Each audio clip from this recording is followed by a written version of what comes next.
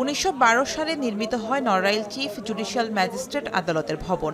প্রায় 116 বছরের এই ভবনে সামান্য বৃষ্টি হলেই ছাদ থেকে চুইয়ে পড়ে পানি, এছাড়া খসে পড়েছে পলেস্তরা।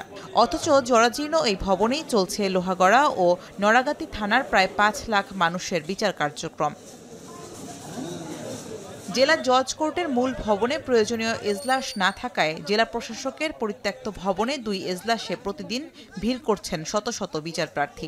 গণপূর্ত বিভাগ 1990 সালে ভবনটি পরিত্যক্ত ঘোষণা করলেও নির্মাণ করা হয়নি নতুন ভবন। বর্ষা মৌসুম আসলে আমরা উপরের দিকে তাকায় থাকি, এজলাসে না তাকায়, কারণ আমরা জানি এই ভবনটা আজ থেকে 30 বছর আগেই পরিত্যক্ত ঘোষণা হওয়ার পরেও অদ্য অবধি চিফ জুডিশিয়াল ভবন না হওয়ার কারণে এখানে আমাদের বিচার কার্য চলে। এই ভবনটি এত পুরাতন, উপরের ছাদ থেকে আমরা দেখি সিলিংয়ের বিশেষ অংশ ভেঙে ভেঙে পড়ে, বিভিন্ন জায়গায় ফাটা দাগ আছে। আইনজীবীরা এবং বিচার প্রার্থীদের জীবন আশঙ্কাজনক, যে কোনো সময় দুর্ঘটনা ঘটতে পারে।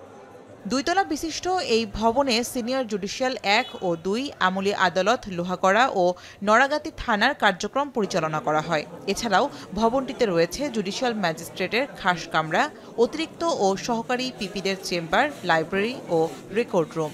এখানে আমাদের বিচার প্রার্থী যারা আসেন তাদের ক্ষেত্রেও যেমন ঝুঁকিপূর্ণ, আইনজীবী এবং বিচারকদের জন্য ঝুঁকিপূর্ণ। যে কোনো সময় যদি এই ভবনটা ধসে পড়ে তাহলে প্রাণহানির শঙ্কা আছে। আমরা বিষয়টি প্রশাসনের ঊর্ধ্বতন কর্তৃপক্ষ, জেলা প্রশাসন এবং জেলা জজ মহোদয়কে আমরা বিষয়টি অবহিত করেছি। যদি এরকম কোনো ঘটনা ঘটে তাহলে এর দায় কে নেবে? পাশাপাশি বৃষ্টির সময় আমরা দেখেছি ভবনটা কাঁপে। গণপূর্ত বিভাগ বলছে জজ কোর্ট ভবনের 3য় তলায় নতুন করে এজলাস নির্মাণের জন্য প্রকল্প পাঠানো হয়েছে। এছাড়া আধুনিক ভবন নির্মাণের পরিকল্পনাও রয়েছে বলে জানান কর্মকর্তারা। সম্প্রতি নড়াইলের সিজিএম ভবনের জন্য একটি প্রস্তাব প্রেরণ করা হয়েছে প্রায় 93 কোটি টাকা। সেখানে রয়েছে সাব স্টেশন, জেনারেটর, লিফট সহ আনুষঙ্গিক সুবিধা।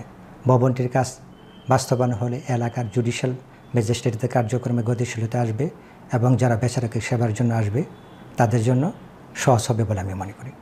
2014 সালে জজ কোর্টের মূল ভবনের পাশে 1 একর 7 শতক জমিতে চিফ জুডিশিয়াল ম্যাজিস্ট্রেট ভবনের জন্য জমি অধিগ্রহণ করা হয়। তবে ভবন নির্মাণের জন্য অর্থ বরাদ্দ না হয় শুরু হয়নি নির্মাণ কাজ।